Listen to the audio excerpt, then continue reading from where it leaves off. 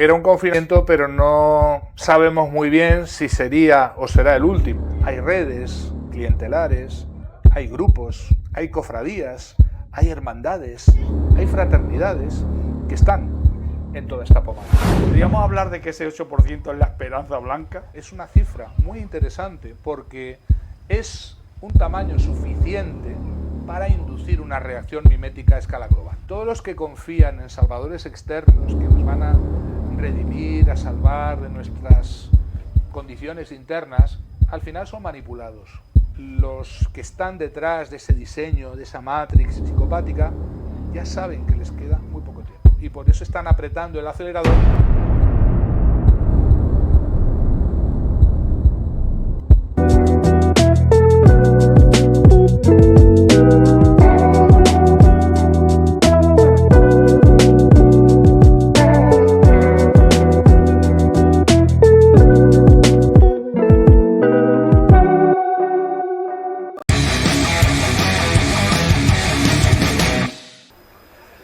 Oye, Iñaki, gracias por recibirme aquí en tu casa. Claro. Aquí estamos, bueno, tenemos aquí una contraluz del carajo, pero es que aquí en esta costa andaluza hay una luz impresionante, aun a sabiendas de que hoy el día hay unas pequeñas brumas, está medio nublaete, pero es que esto es una maravilla, esto es una maravilla. ¿Cómo has acabado tú aquí? Bienvenido. Bueno, yo soy un madrileño de los que ha huido de el paraíso que es Madrid. De Madrid al cielo, decimos los madrileños, pero porque no hemos visto mucho mundo, porque sí que hay paraísos, pues esto, tenemos Andalucía, tenemos sitios espectaculares muy cerca y bueno, Madrid no es un mal sitio para nacer y para vivir, pero tiene su límite. Sí. Y yo creo que ya alcancé mi límite cuando nos confinaron y ahí fue el momento de salir y para no volver, claro. ¿Viajaste hacia aquí o escapaste hacia aquí? No, escapar no, porque no había nada en Madrid. Al revés, yo en Madrid estaba muy a gusto. Lo que yo quiero ponerle el énfasis, porque ahí es donde yo tenía pensado dirigirte, es cuando el confinamiento. Sí, ¿Viajaste o escapaste? Era el momento de explorar alternativas, porque era un confinamiento, pero no sabemos muy bien si sería o será el último. Entonces hay que buscar alternativas que sean de buena calidad de vida y donde, aunque estés confinado, puedas ver algo más que una pared enfrente o digamos, otro edificio o cosas que en Madrid pues son muy típicas, ¿no? Por más que yo en Madrid estaba muy a gusto, vivía en una planta 20, veía por la mañana amanecer, por la tarde atardecer por encima de la sierra, entonces no era un mal lugar, pero comparado con lo que es vivir en el mar o vivir en el mejor clima de Europa, que vivir en el mar es, pues entonces es diferente.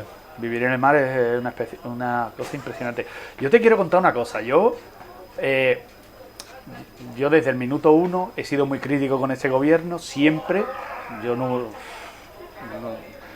Y el caso es que cuando en aquella época, cuando fue el encierro, yo estaba trabajando de profesor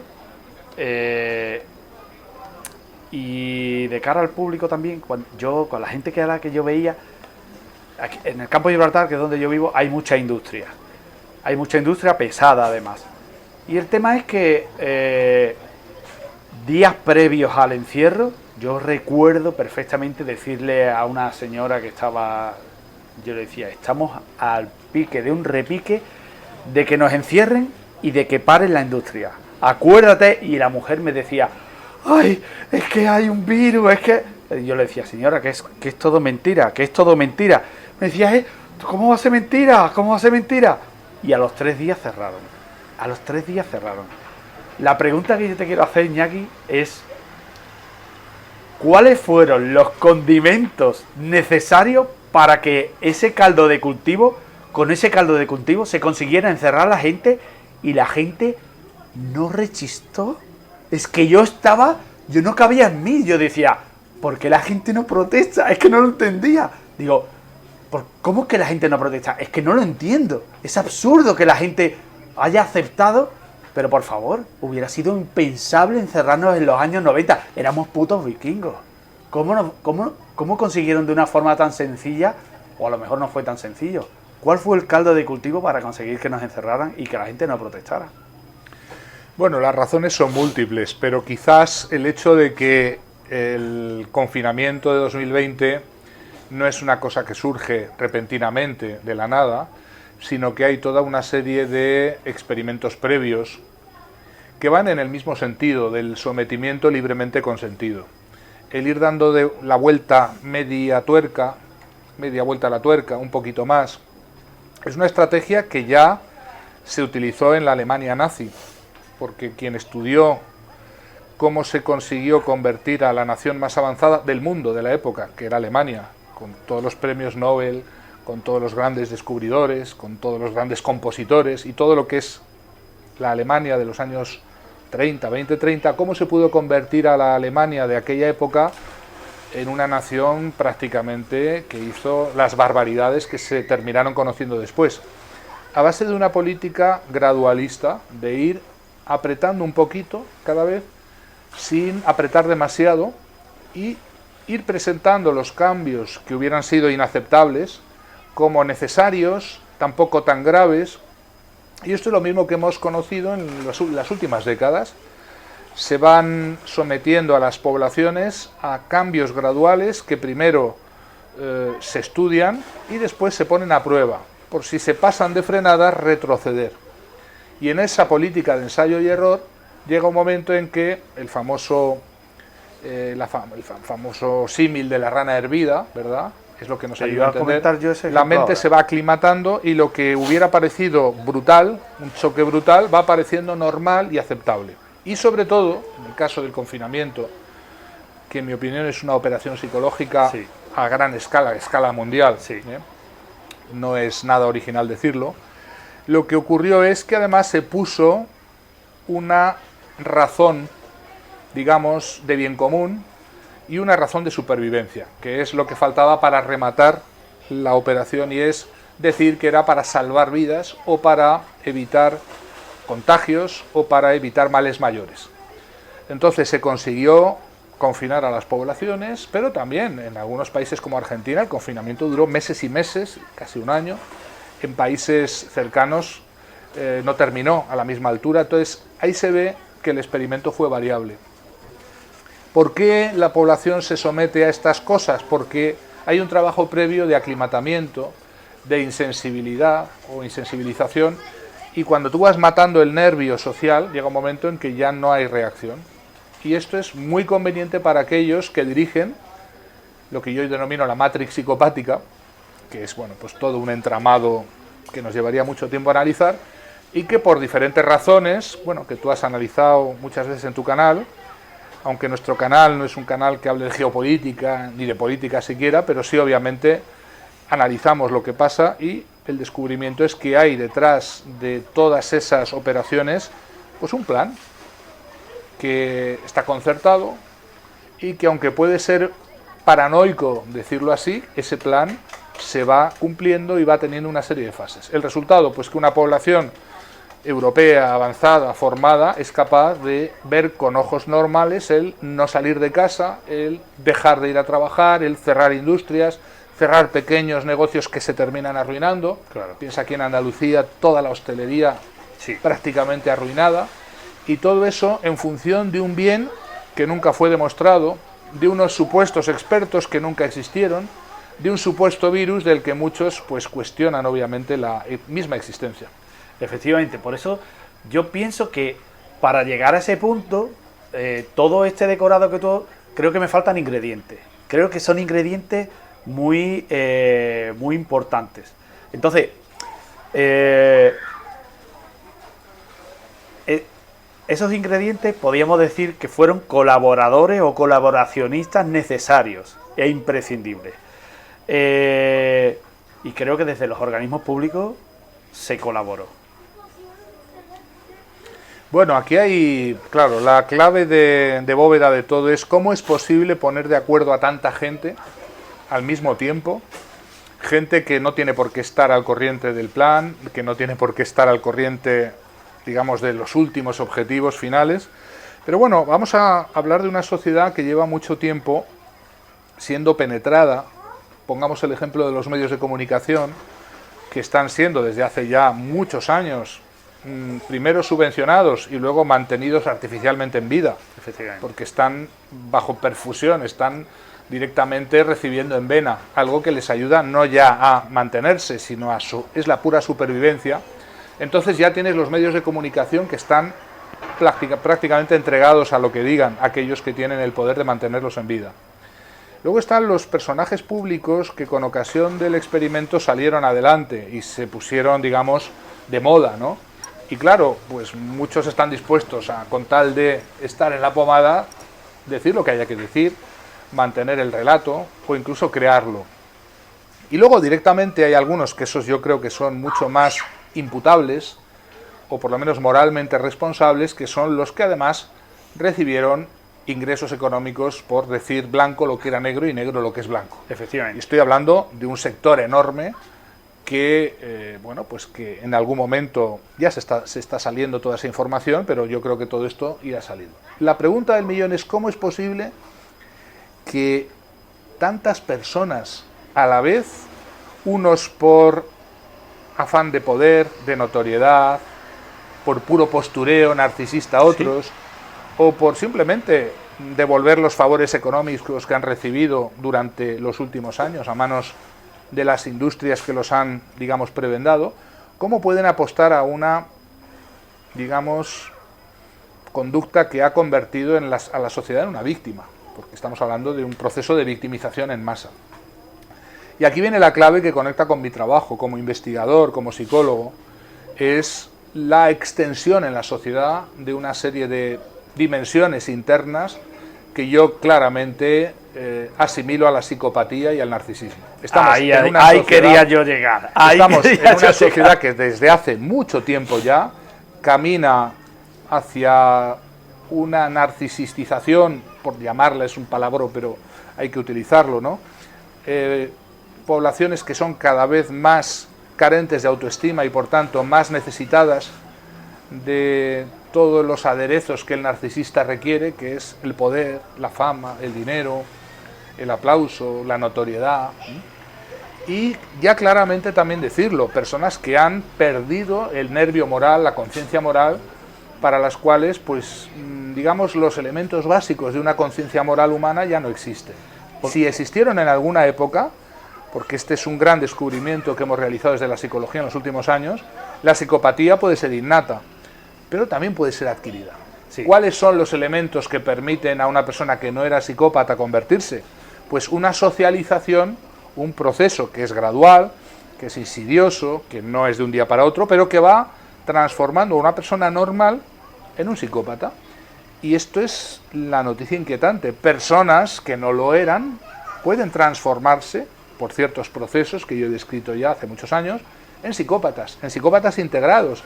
No en Aníbal el caníbal, gente que va por ahí asesinando a la gente, sino gente que no tiene escrúpulos en mentir, que no tiene problemas a la hora de eliminar a un adversario, que no tiene problemas a la hora de decir blanco lo que es negro, o cobrar dinero de, digamos, aquellos que le proponen divulgar ciertas mentiras o ciertos relatos que son obviamente falsos y que además ellos saben ser falsos. Esto es lo que es la clave de la psicopatía, no alguien que hace el mal bajo capa de hacer el bien, sino alguien que sabiendo que hace el mal sigue haciéndolo y no tiene ninguna rémora, ninguna retención interna para dejar de hacer lo que él sabe que está mal. Por eso la pregunta que siempre a mí me hacen, ¿son conscientes de lo que hacen? Sí, son conscientes, pero carecen de conciencia moral. Pero eso podríamos decir que en el caso de un trabajador público es prevaricación. Por supuesto, son delitos múltiples, pero la pregunta del millón, a mí como psicólogo, no es la pregunta legal. La pregunta que yo me hago es, ¿cómo es posible que conociendo los resultados patentes de sus malas obras hayan seguido adelante y sigan manteniendo el relato y sigan mintiendo, digamos, a bocajarro? Esta es la pregunta del millón y la explicación no puede ser más que no legal, sino psicológica. Claro que sí. Saben lo que hacen y están dispuestos a seguir haciéndolo. Y no le temen a las consecuencias legales porque también saben que hay muchas otras personas, hay redes clientelares, hay grupos, hay cofradías, hay hermandades, hay fraternidades que están en toda esta pomada. También podríamos decir, porque de quién depende la fiscalía. Sí, pero a mí me hace un poco gracia el planteamiento político, geopolítico. Y no creo en él, no creo en el planteamiento geopolítico. Tú haces muchos programas de geopolítica en tu canal y yo me interesa, lo veo, escucho. Pero detrás de toda esa aparente geopolítica, alternativas, facciones, oposiciones, hay algo más profundo.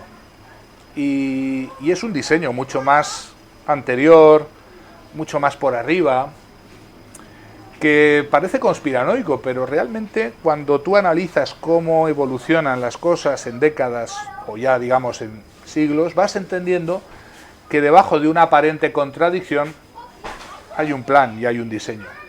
Y hay un principio general o un príncipe, porque es la misma la palabra, príncipe o principio general, de todo esto que es el responsable último, de que las cosas vayan hacia donde van. Y eso es lo que yo refuto al final.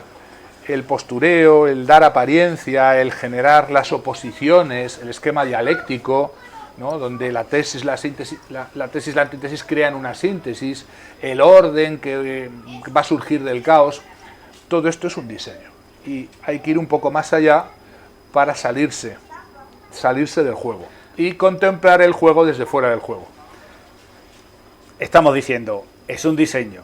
Yo lo voy a poner en un idioma más mundano, vamos a decir, es un puchero, es un cocido, es una receta.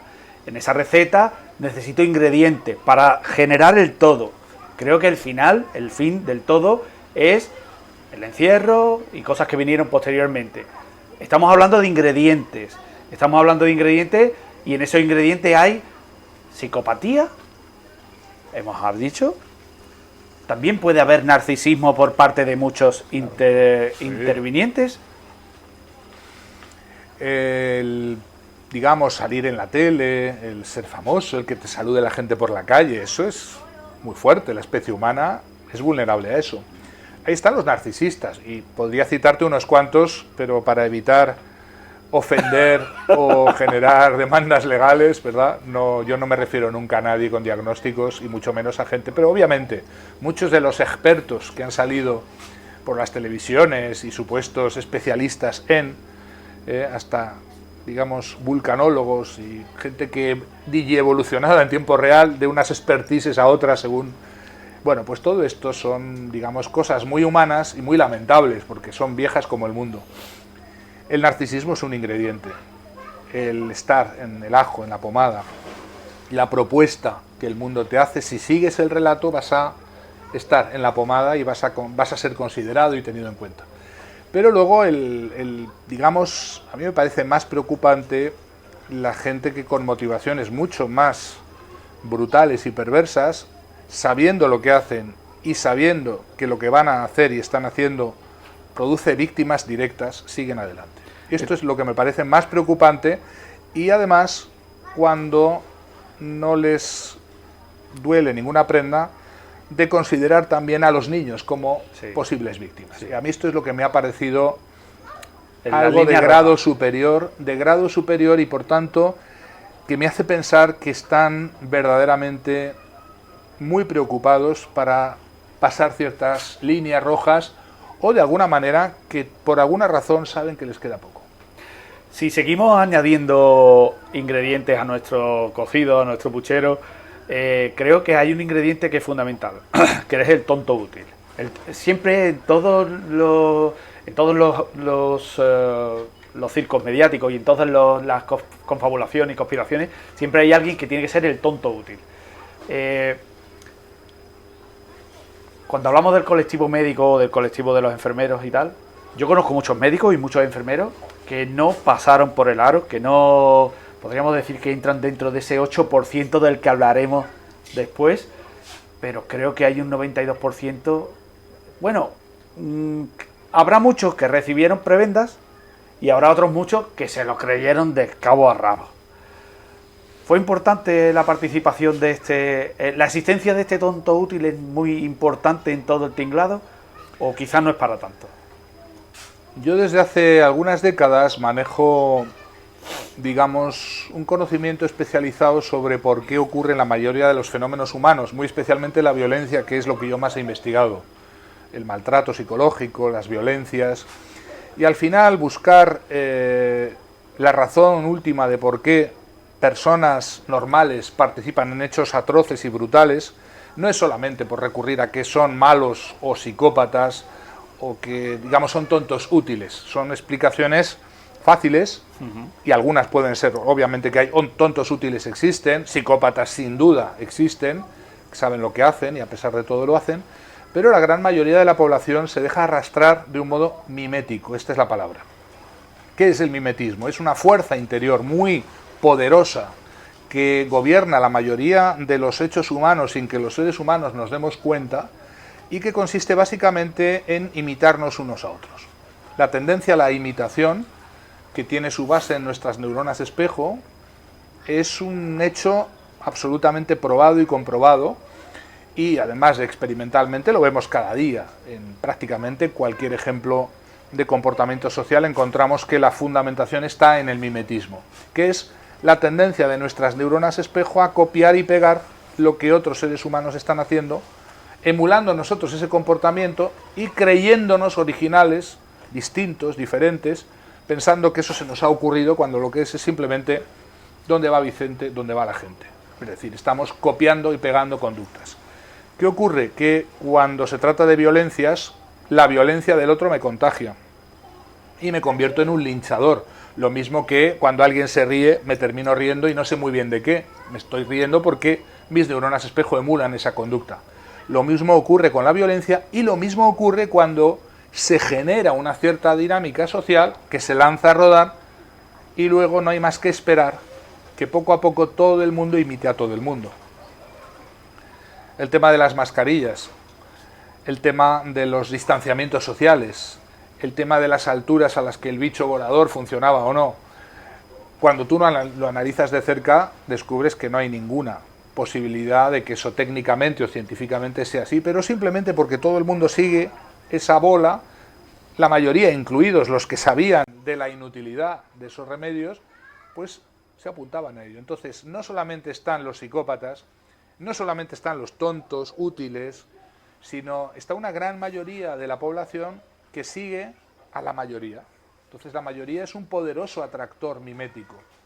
Lo saben muy bien los políticos que desde hace décadas desarrollan sus estrategias electorales a base no tanto de proponer un programa, si asistes a cualquier campaña electoral verás que no proponen medidas concretas, salvo puntualmente, más bien es la excepción, y de lo que se trata es de agrupar o aglutinar a una masa crítica en contra del adversario para provocar un efecto de arrastre que es un efecto mimético.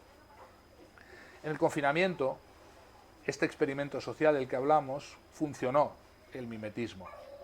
Y por eso los poquitos que estuvieron enfrente desde el principio y dijeron las cosas como eran, ahí tienes el ejemplo del doctor Benito al que has entrevistado y yo también muchas veces en el canal, pocas excepciones. Tú dices que conoces a muchos, yo no conozco a tantos.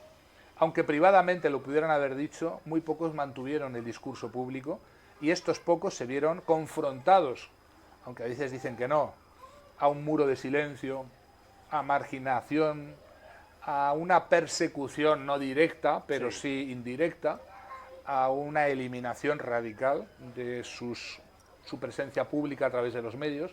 En definitiva, por eso la disidencia, aunque sea minoritaria, es altamente peligrosa. Porque el arrastre mimético no se produce siempre por una gran mayoría. A veces pueden arrastrar a grandes poblaciones pequeños, buenos ejemplos que se conviertan en una bola de nieve que se va haciendo cada vez más grande y que termina arrasándolo todo. A esto es lo que yo creo que le temen más las minorías, que son unas minorías claramente pequeño número, pero que saben muy bien lo que hacen y que están muy bien, lamentablemente asesoradas por algunos compañeros míos que ciertamente les han informado de esto. Nosotros en el canal, bueno, el canal de Solo Clima tiene una cosa que yo creo que es positiva. A priori puede sonar negativa, pero creo que es bastante positiva. Y es que a nosotros hacemos vídeos, los vídeos llegan a 10.000 visualizaciones y a la nevera. Y a la nevera. Nos meten a la nevera automáticamente. Muchos pensamos, los colaboradores del canal, pero ¿por qué no tiene más? ¿Pero por qué no tiene más? Yo digo, mejor que no tenga más. Porque entrar más sería entrar en el mainstream. Y en el mainstream ya ahí te puedes encontrar con cualquier cosa, cualquier opinión, cualquier chorrada. Y con lo que nosotros llamamos el 92% de la masa, que es la masa, en línea general se puede decir que la masa de Forrega, el individuo es inteligente, ¿no? Entonces, queda ese 8%.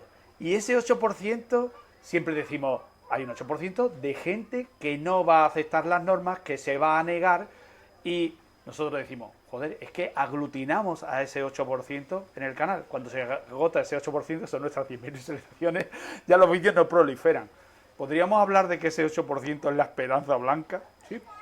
Yo así lo he descrito en muchos vídeos y he explicado de dónde viene esa cifra, porque esa cifra no es casual, viene de diseños experimentales que fueron realizados en los años 70 por Stanley Milgram, un gran psicólogo, para mí verdaderamente candidato a un premio Nobel, sin ninguna duda, porque él se preguntó debido a qué razón personas normales se habían visto embarcadas en actos atroces en la Guerra Mundial, pero bueno, lo podemos ver a lo largo de la historia. Esto no solo ha ocurrido en la Segunda Guerra Mundial, como a veces se nos propone, ¿no?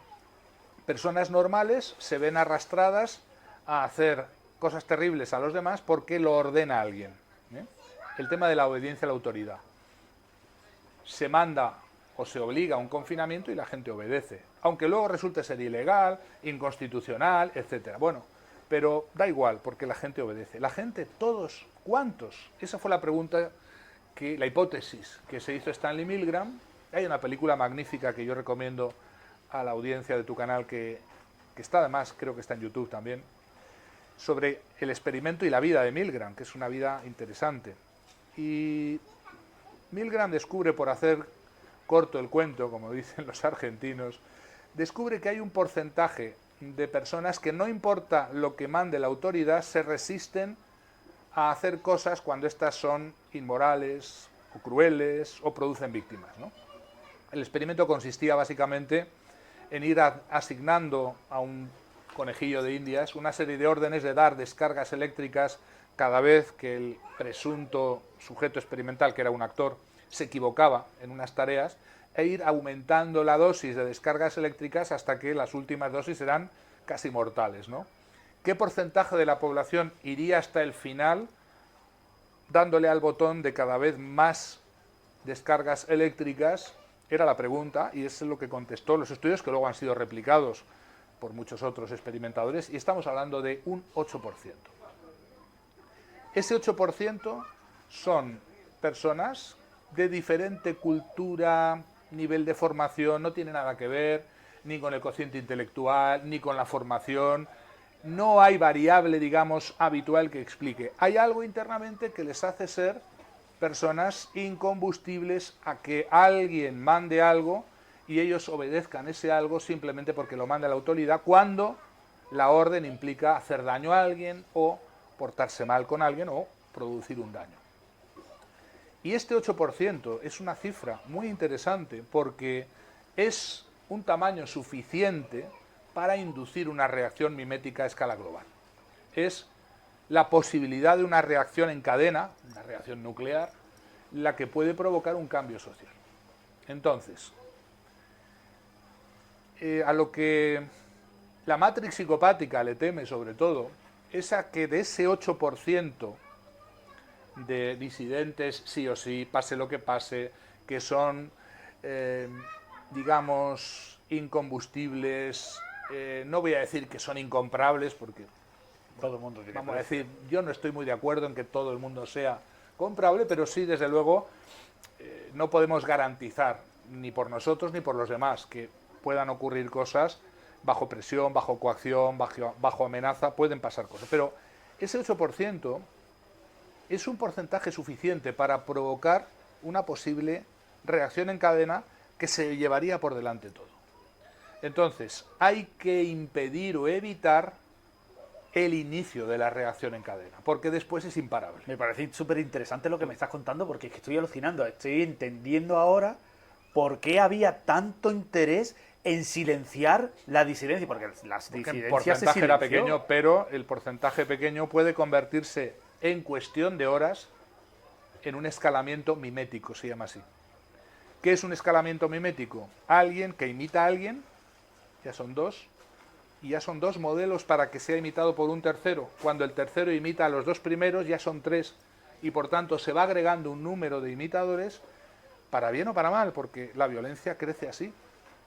En los linchamientos públicos, el peligro está cuando se alcanza ese nivel crítico, ese umbral crítico, porque en ese momento la violencia es imparable. Lo vemos, y yo lo he investigado mucho, en los linchamientos sociales, en los casos de bullying escolar.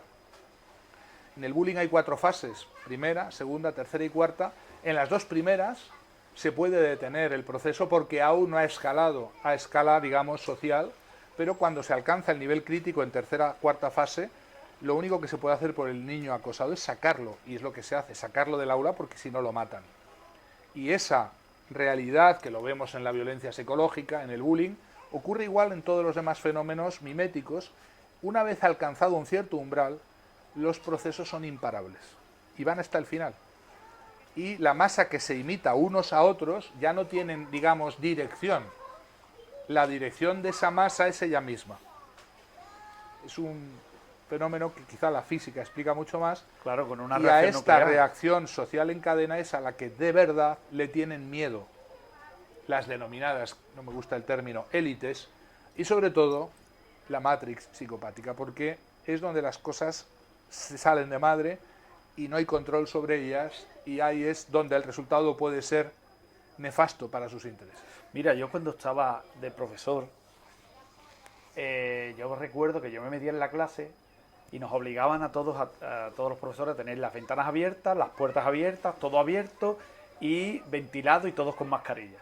Y yo me negaba, y yo cogía y cerraba la puerta y yo le decía a los chicos, hombre, también es verdad que los niños en un instituto a los profesores les ponen mote. Te lo digo sinceramente. Claro. En el instituto donde yo estaba, yo pasaba lista por mote. Yo le ponía mote a los niños y los niños me llamaban a mí el figura. Era una cosa... Yo había conseguido darle la vuelta a eso. Entonces, claro, los chavales la verdad que me admiraban bastante. Tenían bastante admiración por mí. Incluso he tenido alumnos que una vez terminaron el ciclo completo, cuando yo ya no estaba en el instituto, me han escrito emails para agradecerme que han sido conmigo con quien más han aprendido, bla, bla, bla y todo eso. Entonces, yo recuerdo que yo estaba en clase y cerraba la puerta y yo decía, bueno chicos, ahora nos vamos a quitar las mascarillas y si escuchamos a ruido de la puerta que alguien va a abrir, nos las ponemos rápidamente. Y así hacíamos. Teníamos nuestra puerta abierta, no hacía calor, Cádiz, y no hacía frío, perdón. Y estábamos con las mascarillas puestas. Se escuchaba lo más, todo el mundo se ponía la mascarilla. Pero claro, no pasó nada, nunca pasó nada. Pero yo era consciente de que si alguien se ponía enfermo, el resto iba a tener algún tipo de miedo, y yo era consciente de que iba caminando sobre una delgada línea roja de la que me podía caer en cualquier momento, porque tú ahora imagínate que se pone uno malo, yo digo, no llevamos mascarilla, y se pone otro malo, esto es culpa de ella, y entonces te viene la turba y llega la violencia de la que estás hablando, violencia en cadena. Eso es incontrolable, y sí que es verdad que es muy arriesgado, y a nadie le gusta estar ahí, pero hay veces que hay que arriesgarse. Lo que pasa es que la letra pequeña de la disidencia, cuando es real, es la persecución.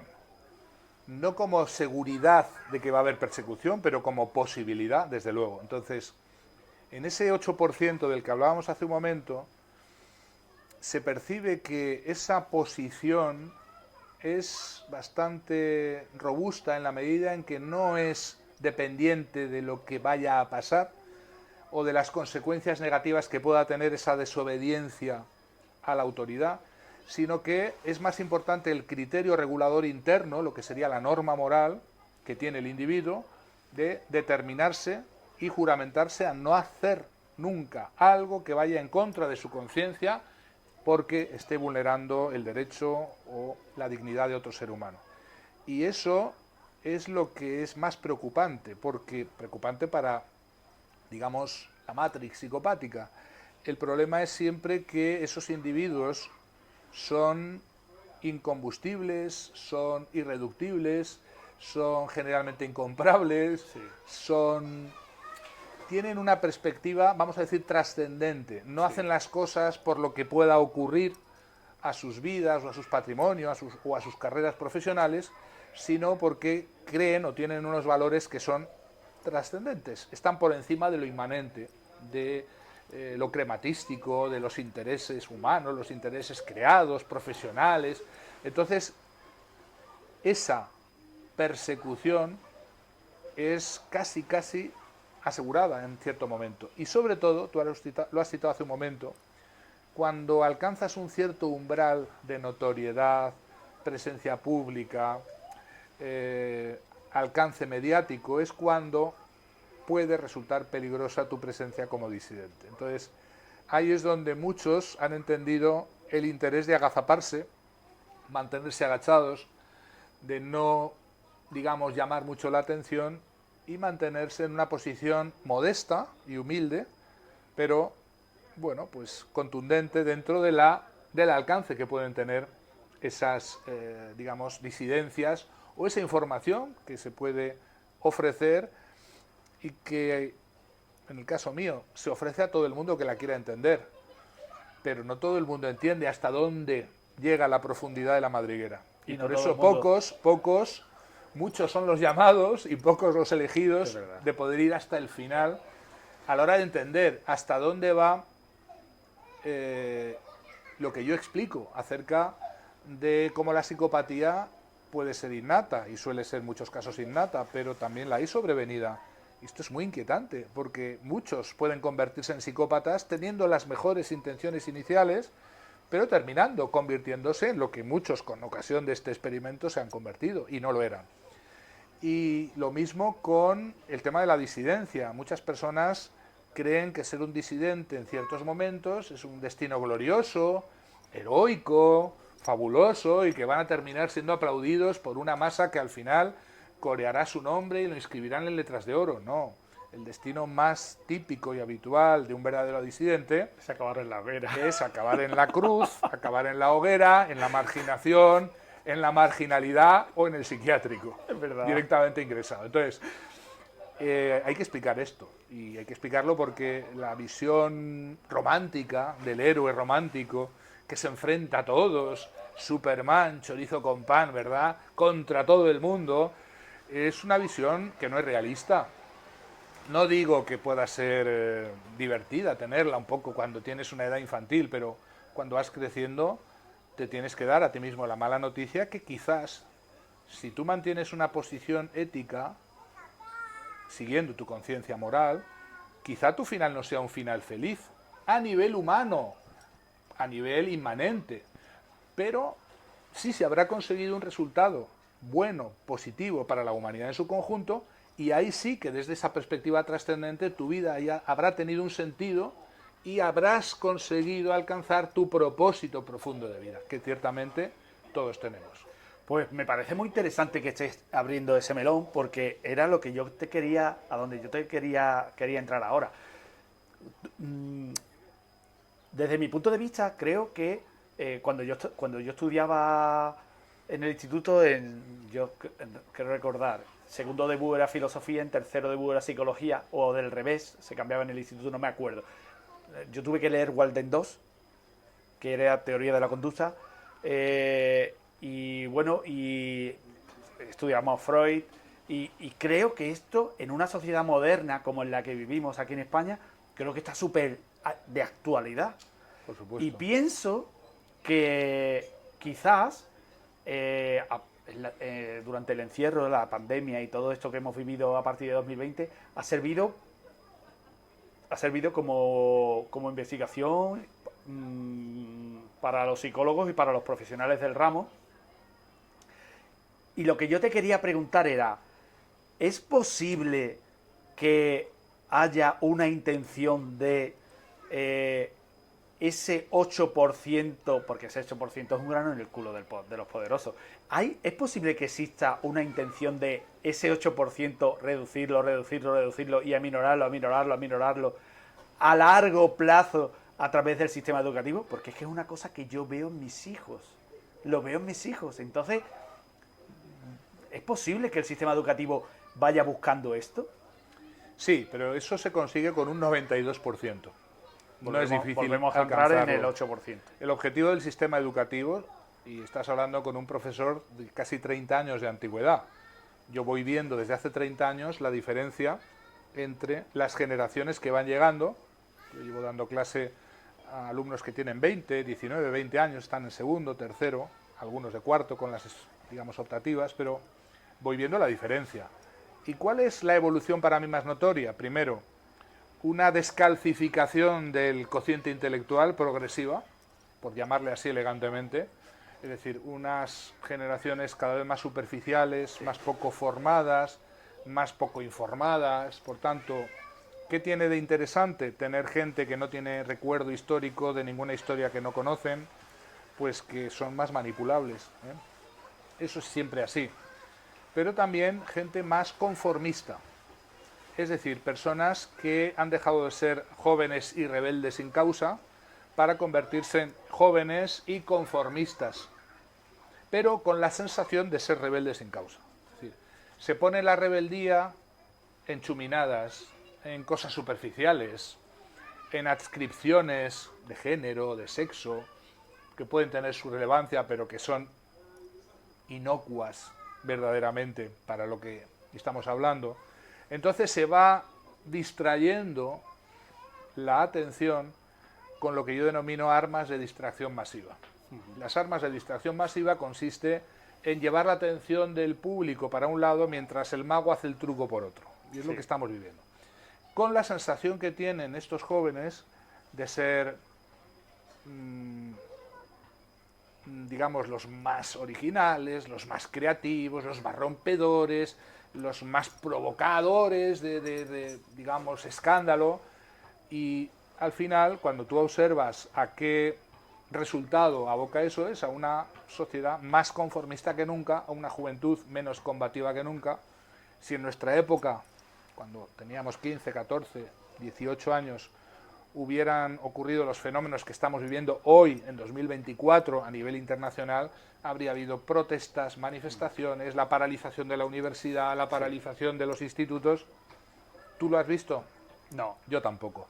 Y esto se debe a que ya desde hace mucho tiempo se viene preparando a una generación, para que pase, digamos, que cree ser revolucionaria, rompedora de tendencias, y son las personas más conservadoras en el sentido de conservar lo presente que hubiera imaginado, que se hubiera imaginado. Entonces, el resultado práctico es esta facilidad de hacer cualquier cosa sin esperar ninguna protesta, sin esperar que nadie levante la mano. Es que nadie ha protestado. Y además, pues, digamos, con el buffer, ¿no?, con el evacuadero que son las redes sociales, ¿no? Sí.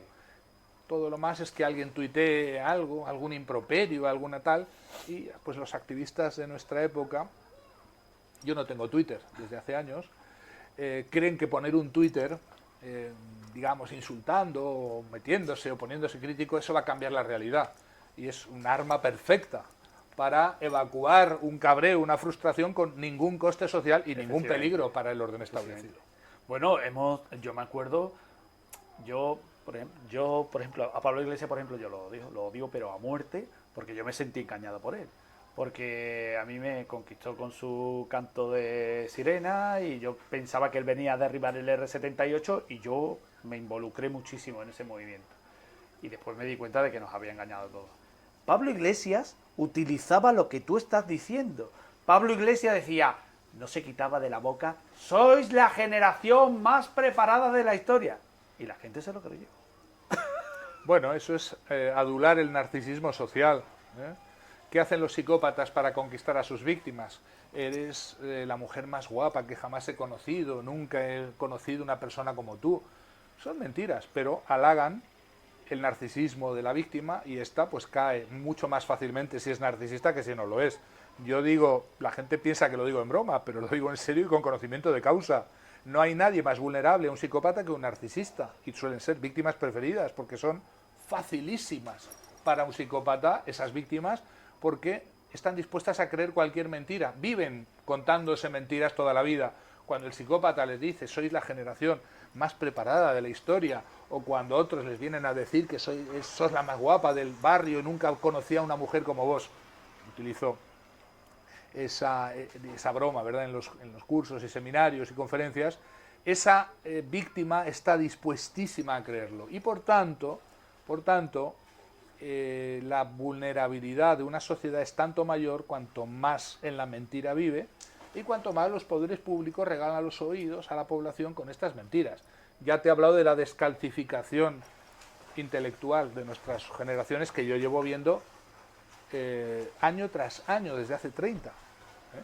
Y esto no es una broma, esto es que tú les das los mismos ejercicios para hacer de un año para otro y descubres que poco a poco ni siquiera entienden las condiciones de las preguntas que plantean, porque la capacidad de comprensión, hasta la capacidad lectora, la capacidad de análisis, la lógica, la inducción y la deducción va quedando poco a poco eliminada.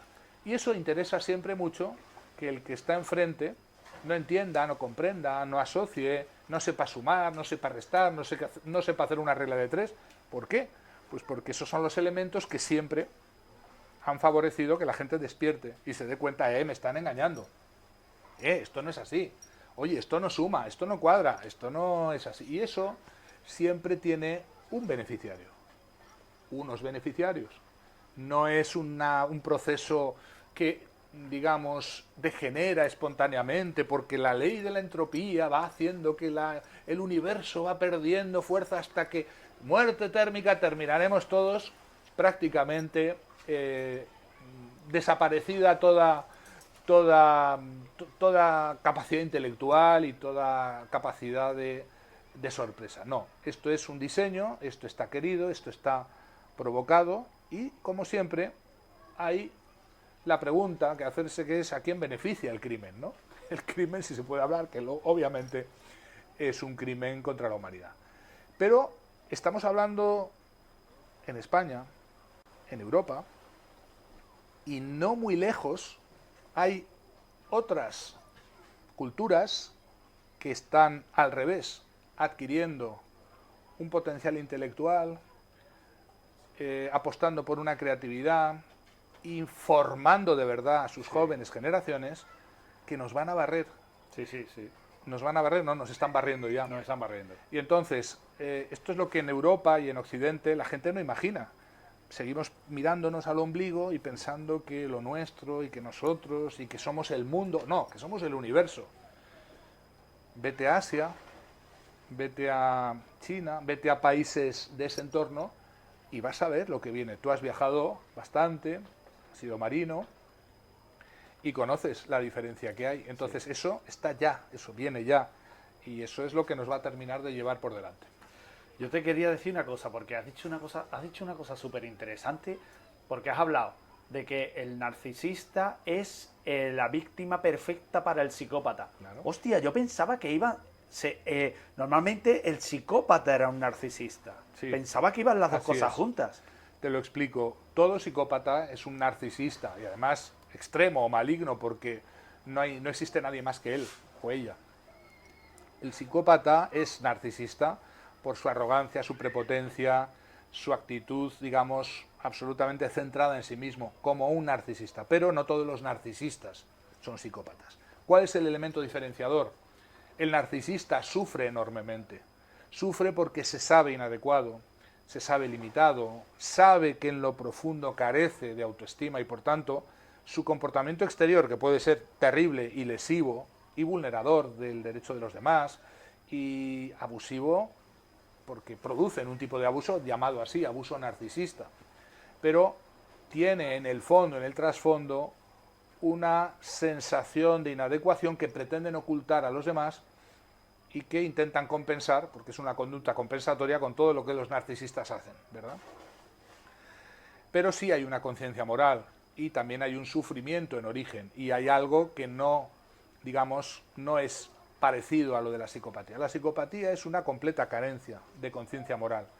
No hay sufrimiento, no hay miedo, no hay sentimiento de inadecuación. El psicópata es un ser frío, amoral, prácticamente carente de lo que nos hace especie humana, genuinamente, que es pues nuestra conciencia moral, nuestra empatía, nuestra sensibilidad hacia los demás y muy especialmente hacia el sufrimiento de los demás.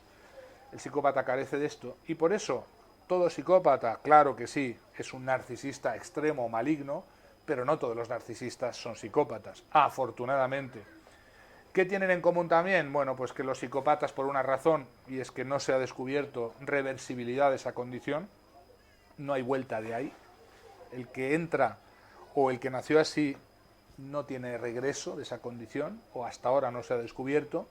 Sin embargo, el narcisismo en teoría tiene terapia, tiene trabajo terapéutico arduo, muy improbable, con muy pocas probabilidades de éxito, pero sí se puede ayudar a una persona que tiene esa, digamos, ese trastorno, se llama así, trastorno narcisista de la personalidad, a construir por primera vez generalmente autoestima que no tenía y que deje de ser un elemento tóxico. El problema es que ese trastorno es lo que llamamos ego sintónico, es un trastorno que la víctima de ese trastorno está encantado de tener y por tanto no necesita terapia, no quiere buscar ayuda y bueno, pues su vivencia en la mentira le lleva a creer que está estupendamente cuando lo que es una persona que debería hacer un proceso de darse la vuelta como un calcetín y obviamente eso es muy improbable.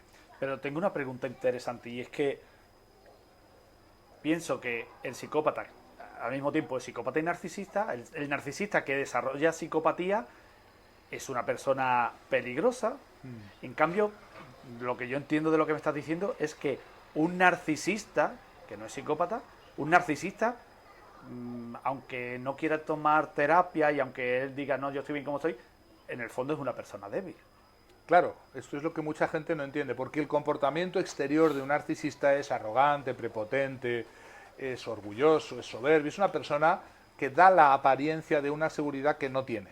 Efectivamente. Es decir, es una máscara. Lo mismo que los psicópatas llevan máscaras psicológicas por otras razones, la máscara del narcisista pretende ocultar a los demás su pobre e inseguro yo. Es un problema de autoestima. Es decir, el narcisista no es alguien que va sobrado de autoestima, sino va completamente sin ella. Y por eso necesita bombear de fuera, a través del aplauso, la notoriedad, el poder, la riqueza, el postureo, la apariencia exterior, lo que por dentro sabe que no tiene. Es decir, intenta convencerse y convencer a los demás de que su mentira, la que vive, es verdad. Y por eso todos los esfuerzos del narcisista, por mucho dinero, por mucho poder, por mucha apariencia que tengan, nunca terminan de estar a gusto y por eso convierten a los demás en sus víctimas. Y es terrible. En el mundo de la pareja, yo lo he investigado y lo he tratado infinidad de veces, personas que convierten a sus parejas en víctimas, porque esa insatisfacción constante, eterna, sin posibilidad de terminar, es proyectada como frustración sobre la pareja, que se convierte en una víctima del llamado así abuso narcisista en pareja, el amor cero, lo que yo llamo. Y esto es flagrantemente una de las situaciones más duras y dolorosas que se puede vivir en la vida. Tener una pareja que compite contigo, que te tiene envidia, que busca perjudicarte para sobresalir. El narcisista o la narcisista, en definitiva, es un infierno del que hay que salir. ¡Wow! ¡Qué bueno! Me encanta. Vamos a ver. Estamos diciendo, las jóvenes, me has dicho, el narcisista necesita el aplauso, necesita la aprobación, necesita para sentirse bien. Hostia, necesita el like. Claro. El like, jóvenes, los seguidores. Los jóvenes se les da claro, una formación muy deficiente, se les permite y tolera que no se esfuercen y aún así aprueban. Se les está dando el like, se les está dando la reprobación. Hemos dicho que el narcisismo es una persona más débil que el psicópata. Hostia, para mí, blanco y en botella. Se busca convertir a las generaciones de jóvenes en narcisistas fácilmente, ¿cómo se diría? Fácilmente congratulables, ¿cómo se diría? Fácilmente, que se les pueda dar un premio fácil, que ellas sean felices y contentos y que no reaccione. Y creo que se está consiguiendo. Creo que se está Piensa que una consiguiendo. persona, no hay nadie más vulnerable que una persona sin autoestima. Claro. Y la definición exacta y profunda del narcisismo es una profunda carencia de autoestima, que el narcisista tiende a compensar a través de actos exteriores que nunca le van a provocar tener o disponer de algo que es interior. Por mucho dinero, por mucho poder, por mucha posición, por mucha apariencia, por mucho cuerpo Danone, por mucha cosa que el narcisista quiera construir fuera, su profunda vivencia de inadecuación sigue siendo la misma, está intacta. Y por eso es la tragedia habitual del narcisista, que cuanto más consigue en la vida, más lejos está. Porque no hay desesperación comparable a la del narcisista que lo ha conseguido todo y descubre con horror que ahí tampoco estaba. El que ha alcanzado la cumbre del Everest y descubre que ya no hay más cimas que subir y descubre que ahí tampoco estaba. Y ahí es la desesperación, ahí es el llanto y el rechinar de dientes, ahí es donde muchos se quitan de en medio, porque ya no hay más. ¿Qué más hay que llegar arriba? Aún el que murió intentando alcanzar la cumbre social, intentó conseguir la riqueza pero no lo alcanzó, intentó alcanzar esa posición, puede consolarse de que lo intenté y quedé en el camino. El que lo ha conseguido ya, uno de mis libros habla de esto, Liderazgo Cero, y ahora se reedita, no hay desesperación comparable a la del que ha conseguido todo en la sociedad, en la vida, y descubre que tampoco estaba ahí. Eso es horrible. Me parece súper interesante lo que estás contando. Y entonces, yo quiero seguir ahondando en esto de las juventudes y el sistema educativo, ya que eres psicólogo y además eres profesor. ¿Cómo luchamos contra esto, Iñaki? ¿Cómo podemos intentar? Porque yo tengo hijos y mi objetivo es formar personas preparadas para vivir en un mundo, en un futuro, cuando sus padres no estemos con ellos. Entonces, desde mi punto de vista, en la educación pública se trabaja para justamente lo contrario, para convertirlos en tenerlos todo el día en la sopa boba, tenerlos todo el día enganchados a aplicaciones, el like fácil, la dopamina rápida. Hostia, yo no quiero esto. ¿Cómo luchamos contra esto? Yo ya te digo, a lo mejor estoy equivocado, pero yo que he trabajado en la educación pública, hostia, yo he visto lo que había allí y he dicho, yo a mis hijos los tengo que sacar de aquí. Y aunque te tienes que comer otros sapos de otra índole, pero digo, a mis hijos los mando a otro sitio. Pero bueno, ¿cómo podemos luchar contra esto? ¿Cómo podemos conseguir lo mejor para nuestros hijos?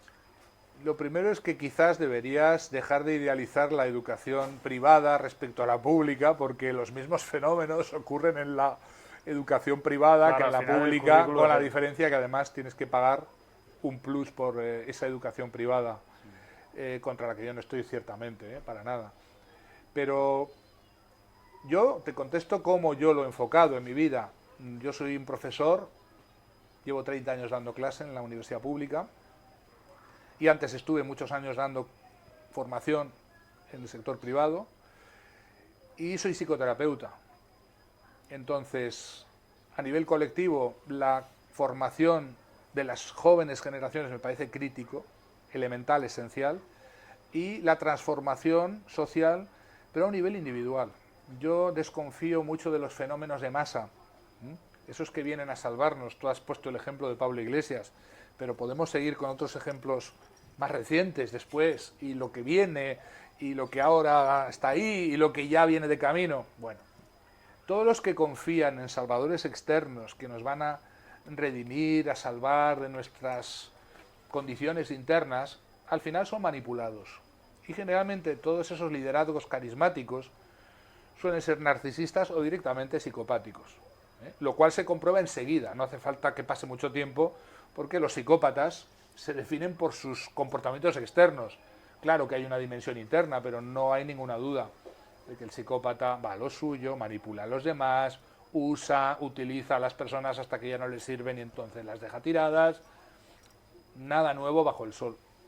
Pretender que nuestros males cambien porque alguien, un líder de masas, nos va a llevar a la tierra prometida, yo creo que es una barata consolación, y toda, absolutamente la historia demuestra lo contrario, que esas aventuras terminan siempre en un beneficiario, que es el líder carismático, que se lo lleva muerto, que se coloca en la pomada, que adquiere cosas que en su vida podría haber adquirido, económicas, a nivel poder, social, etcétera, y las poblaciones que los han seguido resultan arrastradas al desastre, a las guerras, a la quiebra económica, todo lo que ya vivimos. Entonces, la historia nos enseña que el cambio más peligroso es el cambio individual, que el trabajo más certero y más inteligente es el trabajo en pequeño número, que parece un trabajo absurdo, abocado al fracaso, pero ese pequeño número, antes hablábamos del 8%,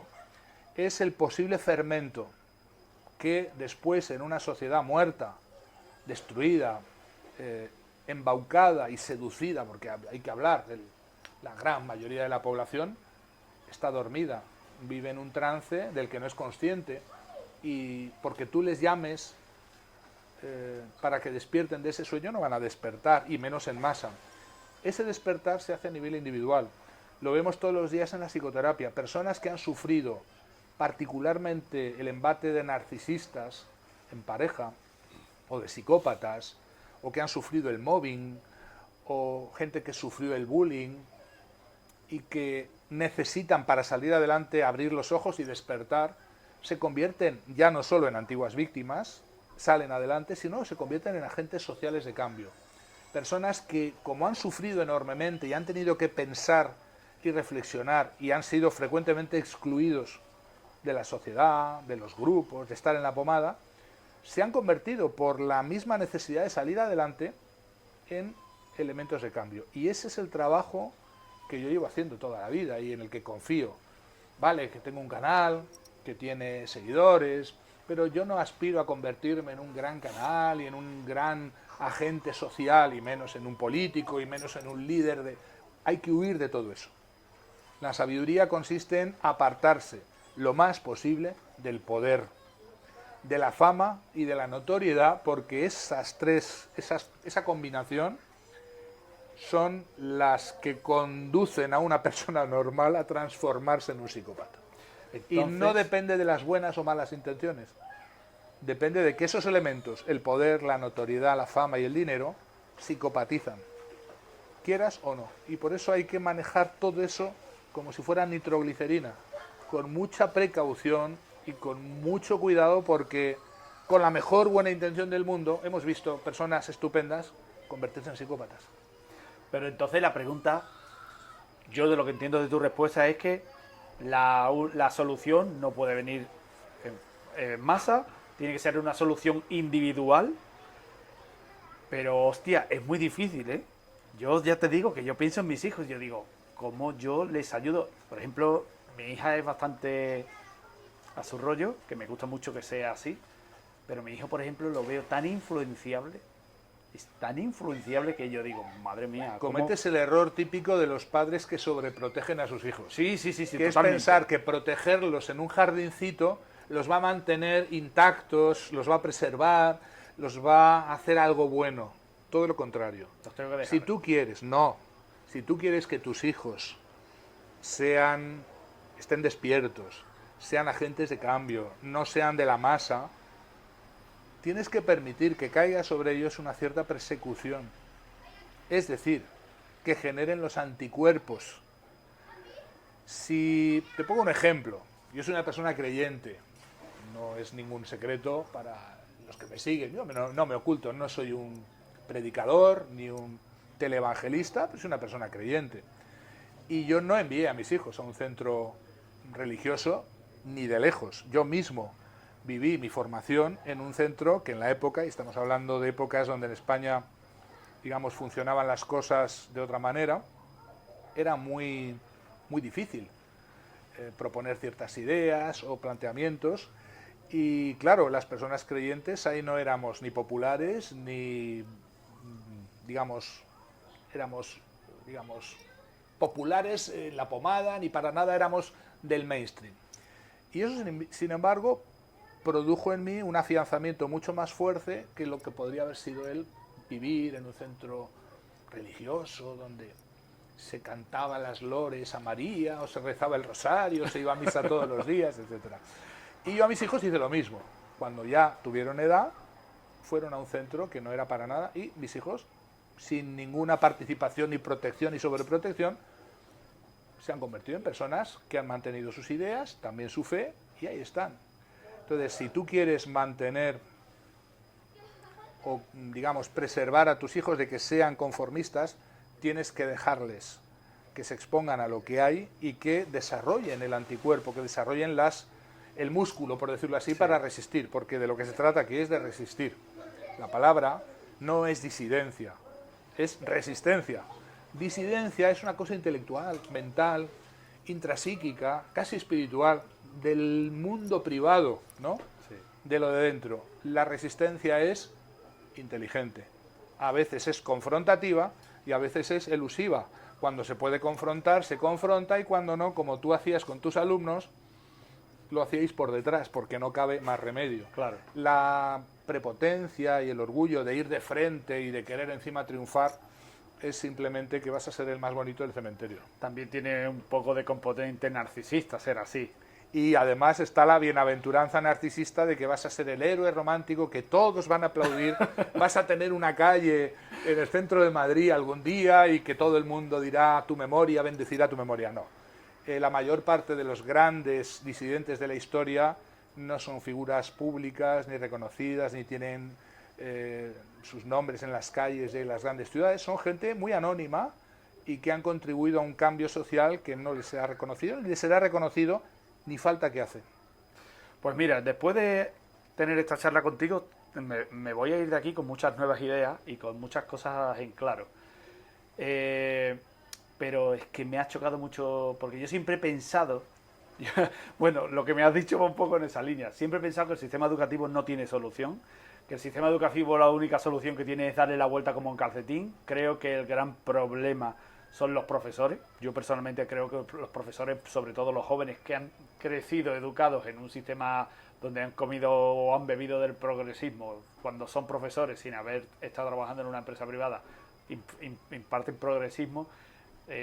Hostias, yo pensaba que tú ibas a ir por ahí también, pero no has ido por el profesor. Entonces me has dicho, lo que yo entiendo es que es trabajo personal, claro. Trabajo personal e individual. Pero el pequeño número, Elías, porque ese pequeño número, tú has sido profesor, ¿qué ha pasado con aquellos alumnos tuyos que te están agradecidos, que van a ser diferentes, que van a ser fermento en la masa, que van a ser únicos seguramente en sus grupos? El intentar arrastrar a las multitudes solamente se puede hacer a base de seducirlas o hipnotizarlas, que es lo que hacen los psicópatas. Hacen entrar a la población en un trance y la arrastran para donde quieren. Y esos grandes movimientos siempre son por naturaleza. Tú has hablado hace un momento del 15M, que te arrastró. Bueno, pues eso, siempre hay alguno, que es la ganancia del río revuelto, que son los pescadores psicopáticos de siempre. Pero no es son todos, y la historia lo demuestra. Entonces, ese pequeño número es muy importante. Y has hablado del sistema educativo. Un educador de verdad es, en el fondo, un deseducador.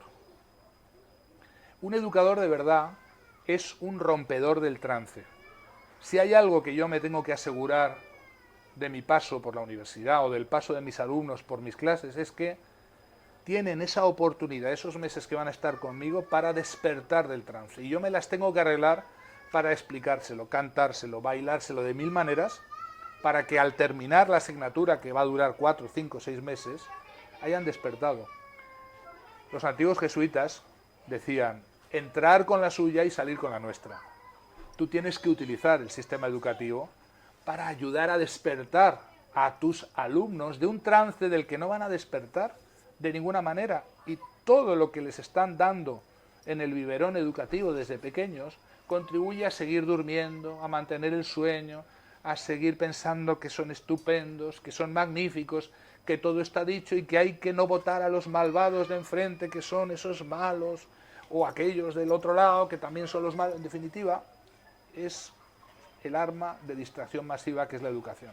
Y la verdadera educación, como digo, es romper el trance, ayudar a que el que pase por un profesor que sea de verdad un educador, dude de todo. no de lo fácil, es fácil dudar de lo que te dicen que debes dudar. En nuestra época, pues los valores tradicionales, la iglesia, cosas así que son los chivos expiatorios oficiales. Es muy fácil ir por ahí. Lo difícil es cuestionar lo sagrado. Lo sagrado es lo que es incuestionable hoy en día, y tú sabes cuáles son las cosas incuestionables. El relato oficial, lo que todo el mundo consensúa, y explicarle al alumno que no es malo no estar en la mayoría, no es malo no cantar en el coro. Es peligroso, sí, hay que avisarle. Puede llevarte a la persecución, muy probablemente, pero está en la letra pequeña. Ser un héroe, en el sentido de ser un disidente o un resistente, no es un final glorioso, ni feliz, ni tiene como en Hollywood un final con la música y los violines y ya está, todo quedó en un triunfo. Sino que tiene un resultado frecuentemente dramático, pero un resultado bueno para la humanidad, que es trascendente, trasciende la vida del mismo individuo.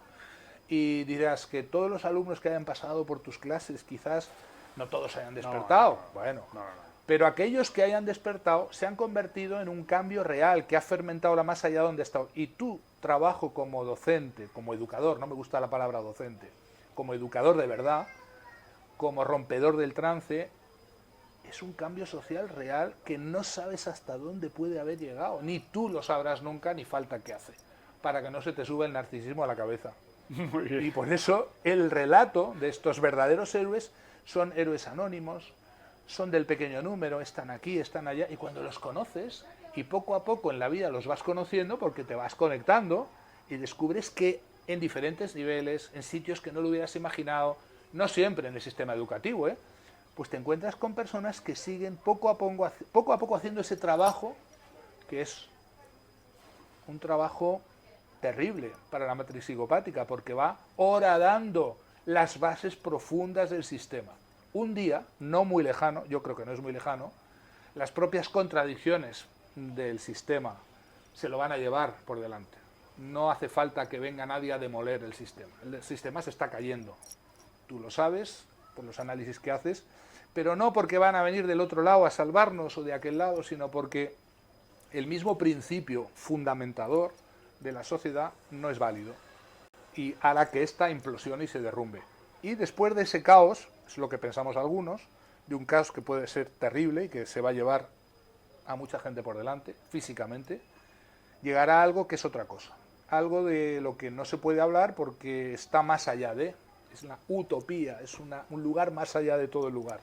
Pero es un lugar que es inevitable porque las mismas condiciones de la supervivencia de la especie humana implican que los que sobrevivan tendrán que ser de esa otra naturaleza, o si no, no habrá supervivencia. Así de claro. Pues me ha encantado hablar contigo y lo único que me queda por decir es que caiga ya el meteorito. Hashtag asteroide ya. Según tu amigo, nuestro amigo Benítez, va a caer por la zona de Cádiz. Entonces, ¿cómo? Los primeros que vamos a ser llevados por delante somos todos los que habitamos la costa mediterránea, que nos va a barrer el tsunami bueno. Qué bueno. Y el año 27 o 28, dice Juan José Benítez. Hashtag asteroide ya. Oye, mira, ya, bueno, pues ponemos el punto final aquí. Llevamos más de una hora, así que a mí me ha encantado. Tampoco quiero hacerlo esto especialmente largo, porque yo personalmente creo que cuando veo vídeos de 2 horas y tal, a mí se me hacen... Y que sepas que las neuronas automáticamente se desconectan a los 45 minutos de cualquier conferencia, discurso o clase.